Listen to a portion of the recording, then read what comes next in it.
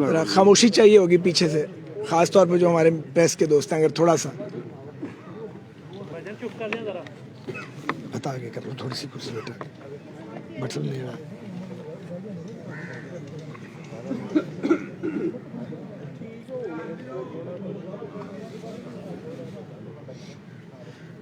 بسم اللہ الرحمن الرحیم۔ میں اور عطا تارڑ صاحب آج شہر اقبال میں حاضر ہیں، اور آج یہاں ہم مسلم لیگ نون کے سینئر لیڈر، اپنے بڑے بھائی اور مسلم لیگ نون کے پارلیمنٹری لیڈر جناب خواجہ محمد آصف صاحب کی رہائش گاہ پر ان کے ٹائم ٹیسٹڈ ساتھیوں کے ساتھ موجود ہیں۔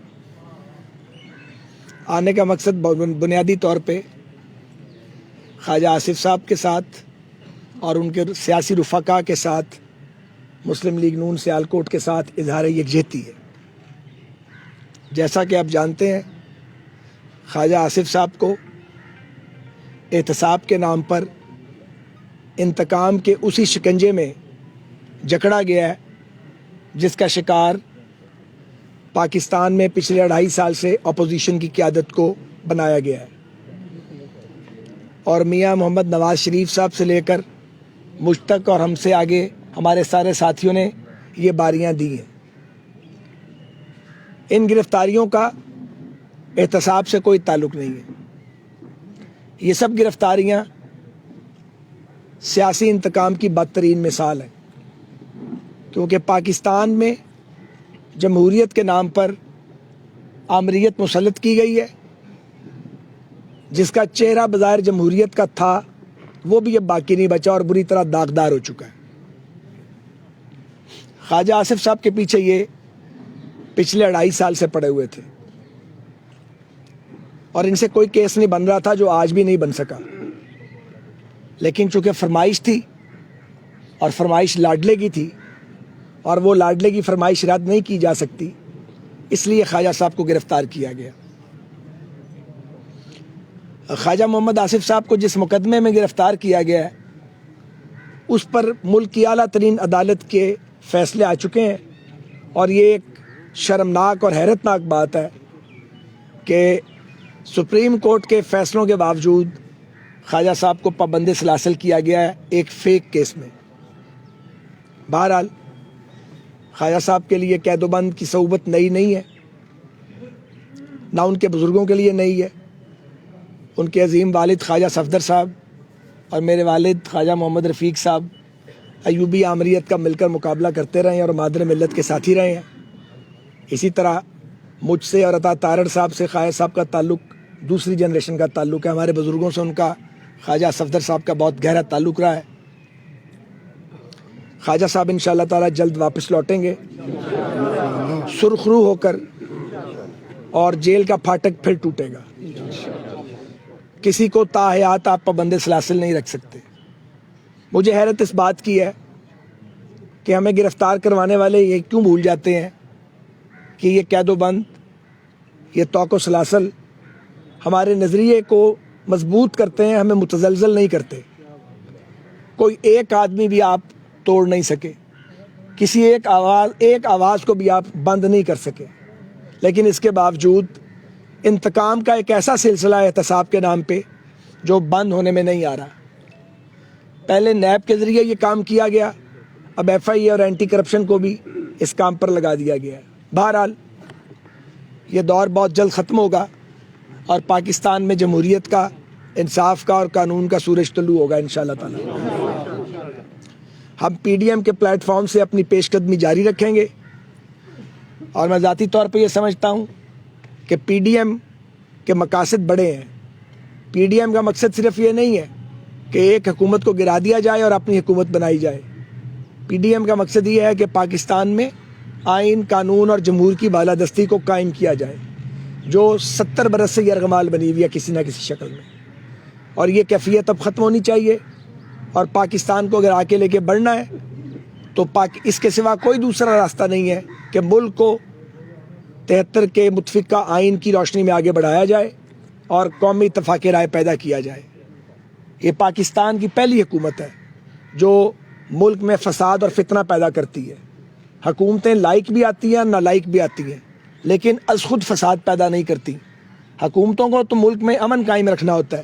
یہ پہلا حکمران اور یہ پہلے اس حکمران کے ٹوڈی ہیں جو سارا دن ٹی وی پر صرف گالیاں نکالتے ہیں, مغلظات بولتے ہیں, بہتان تراشی کرتے ہیں, جھوٹے مقدمے تراشتے ہیں اور بجائے اس کے کہ ملک چلانے کی فکر کریں اپنے سیاسی مخالفین کو انہیں فکس اپ کرنے کی ہر وقت فکر ہوتی ہے.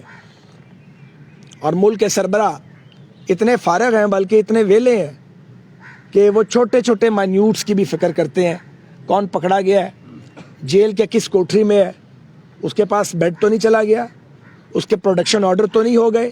اگر پروڈکشن آرڈر ہو گئے ہیں تو اس بات کو میک شیور کرتے ہیں کہ روزانہ لاؤ جیل, لاہور میں پھر واپس اسلام آباد لے کے جاؤ تاکہ 10-12 گھنٹے روز سفر کرے اور اس کو تکلیف ہو. یہ بڑی چھوٹی اور بڑی کم ظرفی کی باتیں ہیں جنہیں ہم زندگی میں پہلی بار دیکھ رہے ہیں. اپوزیشن ہم نے بہت دیکھی ہے, فوجی آمریتوں کا بھی سامنا کیا ہے, سول آمریتیں بھی دیکھی ہیں, لیکن عمران خان صاحب کی آمریت اپنی مثال آپ ہے. یہ اس لحاظ سے بہت منفرد ہے کہ وہ شخص جس نے جمہوریت کے لیے کچھ نہیں کیا, جس کی زیرو سٹرگل ہے, جس نے کوئی جد و جہد نہیں کی اس ملک میں آمریتوں کے خاتمے کے لیے, مارشل لاؤں کا مقابلہ نہیں کیا اور جمہوریت کے لیے جس نے 1 گھنٹہ قید نہیں کاٹی, وہ شخص جو ہے وہ پاکستانی قوم سے اور اس کے ساتھی انتقام لے رہے ہیں. نان سیریس لوگ ہیں. آپ دیکھیں مہنگائی جو ہے وہ آسمان سے باتیں کر رہی ہے. روز مہینے میں 2 بار پول پرائسز بڑھتی ہیں. خود و نوش کی اشیاء کئی گنا مہنگی ہو چکی ہیں. لوگوں کا جینا حرام ہو چکا ہے. معیشت کی نبضیں ڈوب رہی ہیں. قومی ادارے لڑکھڑا رہے ہیں. ہم ریلوے کو سیدھا کر گئے تھے, انہوں نے اس کو پٹری سے اتار دیا. اب یہ پی آئی اے کا جہاز آپ دیکھیں کتنی بے عزتی کروائی ہے. پہلے کہہ دیا کہ پائلٹس کی ڈگریاں جعلی ہیں جو کہ نہیں تھی. پوری دنیا میں پاکستان کا تماشا بنوا دیا اور اب وہ ملائیشیا میں جہاز کھڑا کر لیا انہوں نے. کتنی بے عزتی ہوئی ہے مجھے بتائیے. لیکن یہ شاید بے عزتی پروف ہے, انہیں فرق نہیں پڑتا کیونکہ جو دوسروں کی بے عزتی کرنا جانتا اس کی اپنی کیا عزت ہوتی ہے. تو پاکستان کو انہوں نے تو ایک تماشا گاہ بنا کے رکھ دیا ہے. لیکن 22 کروڑ انسانوں کا ملک, ایک ایٹمی طاقت, دنیا کے طاقت ترین ممالک میں گھرا ہوا ملک اس طرح چلایا نہیں جا سکتا. یہ بازیچہ اطفال نہیں ہے, مطلب بچوں کا کھیل نہیں ہے. یہ اناڑیوں کے ہاتھ میں دے دیا گیا ہے جو کبھی اس کو الٹاتے ہیں, کبھی پلٹاتے ہیں, کبھی ادھر کرتے ہیں, کبھی ادھر کرتے ہیں, اور ملک جو ہے وہ ان کے ہاتھوں میں لرز رہا ہے.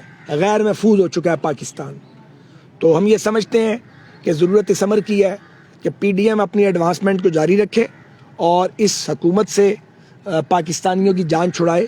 پاکستان میں فری اور فیئر الیکشن کروایا جائے تاکہ عوام کی امنگوں اور آرزوؤں کے مطابق ایک نمائندہ حکومت پاکستان میں قائم ہو اور پاکستان کو دوبارہ آئین اور قانون کی پٹری پہ ڈالا جا سکے. اسی طرح ہم یہ مطالبہ کرتے ہیں کہ عدالتوں پر دباؤ ڈالنے کا عمل بند کیا جائے. ہم مطالبہ کرتے ہیں کہ سیاسی انتقام کا راستہ اس کو بند کیا جائے. سیاسی انتقام اگر بند نہیں ہوگا تو یہ شر چلتا رہے گا اور پھر ان کی باری بھی آنی ہے. ہم نہیں چاہتے کہ جب یہ جائیں تو ان کے ساتھ بھی وہی کچھ ہو جو ہمارے ساتھ کیا گیا ہے. لیکن یہ حدیں کراس کر رہے ہیں اور جب کوئی حد کراس کر جاتا ہے تو پھر اس کے بعد بعض چیزیں آؤٹ آف کنٹرول ہو جاتی ہیں.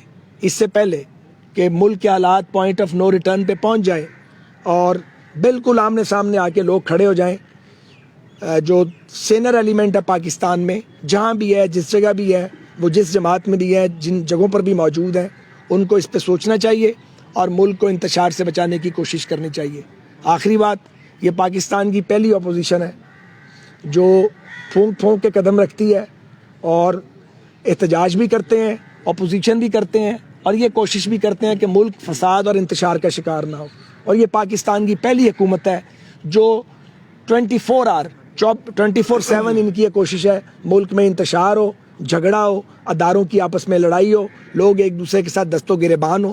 پتہ نہیں یہ ان سے یہ سوچ جو ہے ان کی, اس سے ان کو کوئی خوشی ملتی ہے یا وہ سمجھتے ہیں کہ اس طرح ان کا کام چلتا رہے گا. اس طرح کسی کا بھی کام نہیں چلتا رہے گا. بہت شکریہ. اچھا خیر صاحب, میرا ایک سوال ہے فارم فنڈنگ کے حوالے سے. کیا آپ سمجھتے ہیں کہ اس پہ کوئی عمل درآمد ہوگا؟ ایک سیکنڈ, عطا طارڑ صاحب اگر 2 منٹ بات کر لیں تو اس کے بعد. جی عطا صاحب. بہت شکریہ. دیکھیے, خواجہ صاحب کے کیس کے حوالے سے رسیدیں بھی موجود ہیں اور رسیدوں کی رسیدیں بھی موجود ہیں. اب جن کے پاس رسیدیں نہیں ہیں اور جو 6 سال سے NRO پہ بیٹھے ہیں اور کبھی ایک سٹے آرڈر لیتے ہیں کہ الیکشن کمیشن کا دائرہ اختیار نہیں ہے, کبھی دوسرا سٹے آرڈر لیتے ہیں کہ جو مدعی ہے اس کے پاس یہ حق نہیں تھا کہ یہ اس طرح کی درخواست دیتا فورن فنڈنگ کے کیس میں, اور اب جا کے 6 سال بعد اس بات کو تسلیم کیا ہے کہ یہ ہمارے ایجنٹ نے کیا تھا. بھئی آپ کا ایجنٹ, کیا آپ نے اس کو مقرر نہیں کیا تھا اپنا ایجنٹ؟ اور جن جن ممالک سے فنڈنگ آتی رہی ہے وہ کس مد میں آتی رہی ہے؟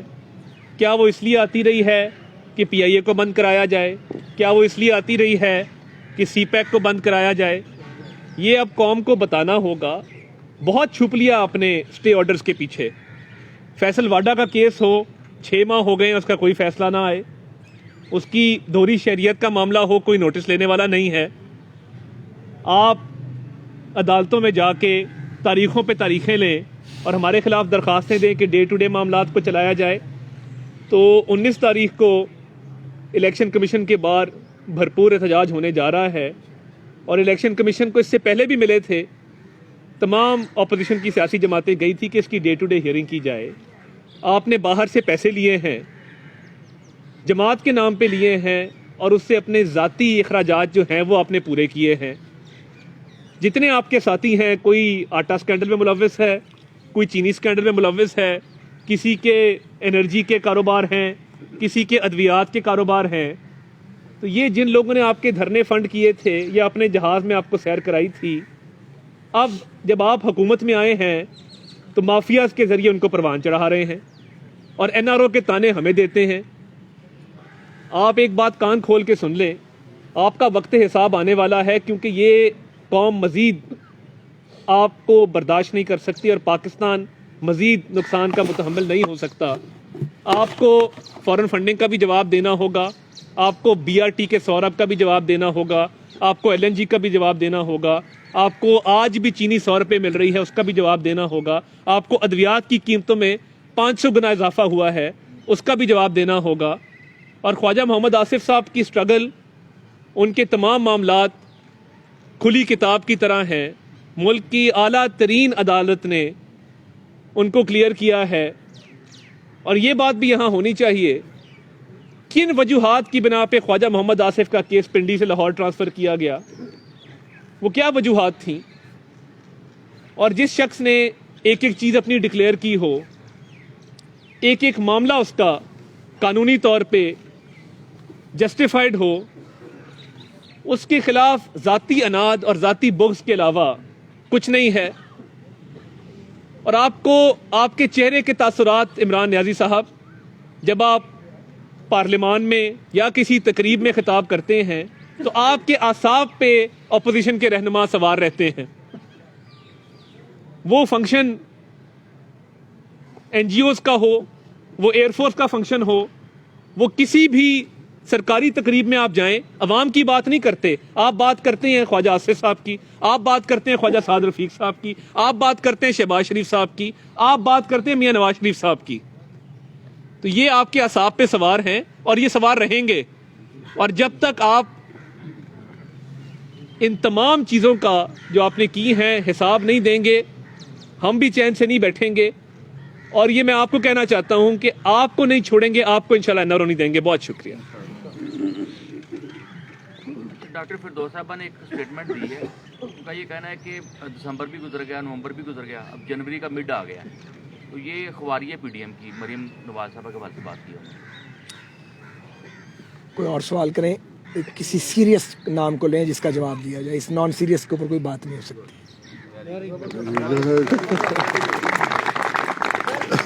PDM ایک تو پیپل پارٹی کو آپ پریس سے, اچھا ماشاء اللہ, PDM ایک تو پیپل پارٹی کو ساتھ لے کے چلتی ہے. پیپل پارٹی جو ہے PDM کے ساتھ ہے, تو وہی پیپل پارٹی جو ہے سندھ میں حکومت کے ساتھ بیٹھتی ہے معاملات کے لیے, کراچی کے معاملات کے لیے. کل وزیر اعلیٰ کی اور اسد عمر کی ملاقات ہوئی ہے. پیپل پارٹی ایک تو حکومت کو گرانے کی بات کرتی ہے, دوسری طرف حکومت کو سپورٹ کرتی ہے. کیا دیکھتے ہیں؟ देखिए ना, पाकिस्तान पीपल्स पार्टी की सिंध में लेजिटिमेट गवर्नमेंट है उनकी, तो जब आप एक हुकूमत में हैं तो आपको फेडरल गवर्नमेंट के साथ एक वर्किंग रिलेशन तो उस सूबे की के मामलात के लिए कायम रखना है ना, इस पे तो कोई एतराज़ नहीं कर सकता।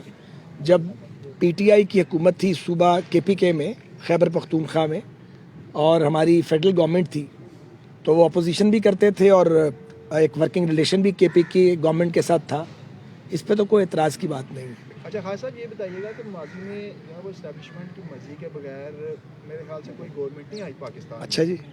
मेरा ख्याल है ना, ताकि आप इसमें तफसीली रोशनी डालेंगे, तो जिस तरह का अब बयानिया चल रहा है मुस्लिम कानून का, तो क्या आप समझते हैं कि मतलब मुस्तकबिल में जो है ना कोई इनकी मुशावरत शामिल हो जाएगी किन की? नरमी इस्टेब्लिशमेंट की?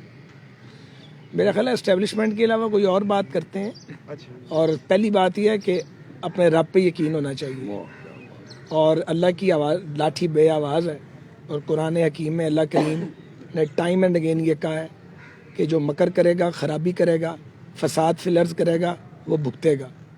तो मैं तो ये समझता हूँ कि ये भुगतने का वक्त है। बाकी तो बहाने हैं, आप पीडीएम कह लें, आप लॉन्ग मार्च कह लें, आप इस्तीफ़ों की बात कर लें, आप जलसों की बात कर लें, जितना जुल्म किया इन्होंने इस पाकिस्तान के साथ इस हुकूमत ने, तो वो कैसे हो सकता है कि उसका हिसाब ना हो। हमने क्या हिसाब लेना है, असल हिसाब तो अल्लाह करीम लेंगे। अच्छा, आप कहते हैं कि तकरीबन के खिलाफ बात ना की जाए उनके बारे में, लेकिन पीडीएम का कोई भी जलसा इसमें तकरीबन के खिलाफ बात ना की जाए पूरे नहीं होता। मैंने ऐसी कोई बात नहीं की जो आप समझे। काज साहब, ये इतने मसाइल में जो इस वक्त आवाम जो है ना वो घिरी हुई है, हर आने वाले दिन में उसमें इजाफा हो रहा है। ये पेट्रोल की कीमतें पिछले 15 रोज में 2 मरतबा बढ़ी हैं। क्या आप हुकूमत का मुस्तक़बिल क्या देखें, किसकी देर होते हो अगर ये सारा? देखिए, जो आपने जुमला बोला ना कि मुस्तकबिल क्या देखते हैं हुकूमत का, तो अगर ये हुकूमत रही तो फिर हमारा मुल्क का मुस्तकबिल जो है वो रोशन नहीं है। इसलिए अगर पाकिस्तान के मुस्तकबिल को तारीकी से रोशनी की तरफ लेके जाना है तो इनको चलता करना पड़ेगा, क्योंकि आपने 2.5 साल इनको दिए हैं, इन्होंने हर अदारे को डुबोया है, कोई काम भी ढंग से नहीं किया। एक होती है गुड गवर्नेंस, एक है बैड गवर्नेंस, और एक होती है नो गवर्नेंस। ये नो गवर्नेंस है। ये शुगल मेले के लिए आए हुए हैं, और ये शुगल मेले से तो मुल्क नहीं चलते। पाकिस्तान कोई बैनाना स्टेट तो नहीं है। आप देखिए ना, समझ ही नहीं आ रही उनको। वो खुद बार बार कह चुके हैं कि हम बगैर तैयारी के आए हैं, ये उन्होंने कहा है, हम तो नहीं कह रहे। उनसे अभी तक सिरा ही नहीं पकड़ा गया और आधी टर्म गुजर गई है। तो अब अगर और तबाही फैलानी है तो फिर 2.5 साल इनको दे देने चाहिए। क्या पाकिस्तान मुतमिल हो सकता है? और वैसे भी ये कोई मुंतखब हुकूमत नहीं है, क्योंकि ये तो एक साजिश के तहत आए हैं। साजिश का आगाज़ 2014 में हो गया था, जब हमारी हुकूमत थी और धरने हमारे खिलाफ करवाए गए थे। वो साजिश थी और क्या था, एक साहब को कनाडा से बुलाया गया और उनको कहा गया कि आके आप यहाँ पे इनकलाब ले आओ। तो वो सारी बात पाकिस्तानियों को अच्छी तरह याद है। तो इमरान खान साहब जो हैं, ये कल मैंने पढ़ा, वो कह रहे थे कि बाकी सब तो किसी नर्सरी में पले हैं और मेरा कोई ताल्लुक़ नहीं है। तो ये वो गलत बयानी फरमा रहे थे। वो तवील अरसे से इंगेज हैं इस सारे मामले में, और ये अल्टीमेट है जो उनको मिला है। और मैं समझता हूँ कि इस तरह की हुकूमत क्या करनी, जिसमें हुकूमत तो मिल जाए लेकिन साथ ज़िल्लत मिले और इज़्ज़त चली जाए। अब पाकिस्तानियों की ज़िंदगी उन्होंने दूभर कर दी है। आप देखें ना, अभी ये पेट्रोलियम प्राइसेस की कीमतें बढ़ी हैं, अब बिजली की कीमत बढ़ने लगी है। हर हफ्ते कुछ ना कुछ बढ़ जाता है, कोई चीज़ नीचे की तरफ नहीं जा रही। और जो कर्ज़े हैं वो इन्होंने पहले 2 बरस में उतने ले लिए जितने 5 साल में PMLN ने लिए थे। PMLN अगर कर्ज़े लेती थी तो मेगा प्रोजेक्ट्स बनाती थी। अभी मैं आया हूँ लाहौर से, आप जाते हैं यहाँ से लाहौर जाना हो या मोटरवे पे आपने जाना हो, पूरे मुल्क से सियालकोट कितने खूबसूरत अंदाज में लिंक हुआ है। तकलीफ़ ख़त्म हो गई आने जाने की, ये आवाम के लिए है। तो मैं पूछना चाहता हूँ कि 2.5 साल में इमरान साहब की हुकूमत ने कौन सा मेगा प्रोजेक्ट पाकिस्तान को दिया है? हाँ, जो प्रोजेक्ट नवाज शरीफ साहब और शहबाज शरीफ साहब बना गए थे, वो जो मुकम्मल हो गए सो हो गए। जो मुकम्मल हो गए उनकी मेंटेनेंस नहीं है, और जो नामुकम्मल थे वो नामुकम्मल पड़े हैं। और अगर किसी को रो पीट के मुकम्मल किया तो उसका सवा सत्यानाश कर दिया, बर्बाद करके रख दिया। इन्हें कोई काम ही नहीं आता करना, मुल्क चलाना इनका काम नहीं है। ये कुछ और चला सकते हैं, मुल्क नहीं चला सकते। अच्छा ख्वाजा साहब, चंद रोज़ पहले खबर गर्दिश कर रही थी ख्वाजा आसिफ साहब, क्योंकि उनकी गिरफ्तारी अमल में आई है, तो उसके बाद ये खबर गर्दिश कर रही थी कि 13 करोड़ रुपए कशमाला तारक के अकाउंट में जो है किए गए हैं ट्रांसफ़र, और वो बजरिया अरशद वड़ाई साहब जो MP हैं नून लीग के, उनके ज़रिए किए गए हैं। इस पर ज़रा रोशनी डालिएगा। मैं यही रोशनी डालूंगा कि जब मुझे पकड़ना था तो कुछ 100-150 TV प्रोग्राम कराए गए थे, और मुल्क का सबसे बड़ा डाकू मुझे करार दे दिया गया था। निकला बीच में से ये कि सुप्रीम कोर्ट ऑफ पाकिस्तान का एक ऑर्डर आ गया, उस ऑर्डर को पढ़ने के बाद लोग मुंह छुपाते फिरते थे, माजरत किसी ने नहीं की। तो ये एक स्टाइल है कि आदमी को पकड़ने से पहले उसकी किरदार कशी करो, पकड़ने के बाद वो तो बोल नहीं सकता क्योंकि वो बिहाइंड दी बार है, उसके बाद उसके बारे में खबरें छोड़ो। ये सारी एक किरदार कशी की मुहिम है। At the end of the day कुछ भी नहीं निकलेगा, इसलिए कि कुछ किया ही नहीं है तो निकलेगा क्या। आप झूठा मुकदमा तो बना सकते हैं, झूठे मुकदमे में फायदे तो नहीं ला सकते ना। वैसे तो इस मुल्क में फायदे भी लगते रहे हैं लोग झूठे मुकदमे पे। तो मैं समझता हूँ कि ये मैं ज़रूर कहूँगा एक बात इस मौके पे कि हमने मियाँ नवाज शरीफ साहब की क़यादत में हम सब ने, और मेरे यहाँ बहुत सारे साथी मौजूद हैं जो उसका हिस्सा थे, पाकिस्तान की सियासी जमातों ने, पाकिस्तान के वकला ने और सिविल सोसाइटी ने एक जद्दोजहद की थी मुशर्रफ साहब के दौर में जब अदलिया बहाली तहरीक चलाई थी। बिल्कुल मैं ये ज़रूर कहूँगा बग़ैर किसी रोक टोक के और बग़ैर तामुल के कि मुझे बहुत अफसोस है एक सियासी कारकुन होने के नाते कि हम जेलों में गए बार बार कि एक आज़ाद और गैर जानिबदार अदलिया हमारे वजूद में आएगी, वो ख्वाब शर्मिंदा ताबीर नहीं हुआ। अच्छा, मेरा आप दोनों से सवाल है कि मरियम नवाज साहबा ने इनका बयान था कि जो हुकूमती कुछ नुमाइंदे हैं जो आपसे बैकडोर राब्ते कर रहे हैं, क्या उनके नाम बताएंगे जो आपके मुज़ाकरात से आपके साथ राब्ते में हैं? नहीं, फिलहाल नहीं बताएंगे। गल तो साफ ही करनी चाहिए। मुज़ाकरात जारी ने नहीं, फिलहाल नहीं जारी। अच्छा खान साहब, अभी आपने ये बताया कि नैब एफआई और एंटी करप्शन को जो है ना वो इस्तेमाल किया जा रहा है जो अपोजिशन है। तो जब आपका दौरे हुकूमत था तो इसी तरह आसफ अली जरदारी के खिलाफ भी ऐसे ही जो है ना किया गया था, तो क्या वो उस वक्त सियासी काम था? देखें जी, गुजारिश ये है कि हमारे दौर में तो कोई सियासी कैदी था नहीं, पीपल्स पार्टी के दौर में भी कोई सियासी कैदी नहीं था, लेकिन उससे पीछे जो आपने सवाल नहीं पूछा मैं उसका भी जवाब दे देता हूँ। जब ये एहतसाब की बुनियाद रखी गई थी, जब इसकी बात, वैसे तो एहतसाब मार्शल लॉ का मरगूब मशगला रहा है, जब भी मार्शल लॉ लगता है तो एहतसाब की बात की जाती है, लेकिन हमारे भी एक दौर में ये बात की गई थी, वो दुरुस्त नहीं थी और वो तरीकाकार भी ठीक नहीं था। ठीक है तारड़ साहब, एक सवाल है, सियालकोट में आए हैं, आपने उस्मान डार को चैलेंज किया था डिग्री के हवाले से, वो थोड़ी सी रोशनी डाल दें। देखिए जी, उस्मान डार साहब के साथ जो हुई वो नेशनल टेलीविज़न पे पूरी कौम ने देखा, और उनसे पूछा गया कि आपकी यूनिवर्सिटी के साथ ही किंग्स कॉलेज है, कभी वहाँ गए थे? कहते जी मैं तो 25 साल पुरानी बात है। तो मैंने कहा ये किंग्स कॉलेज 200 साल पुराना है। मैं इस पर ज़्यादा बात नहीं करना चाहता। बहुत शुक्रिया जी, थैंक यू वेरी मच।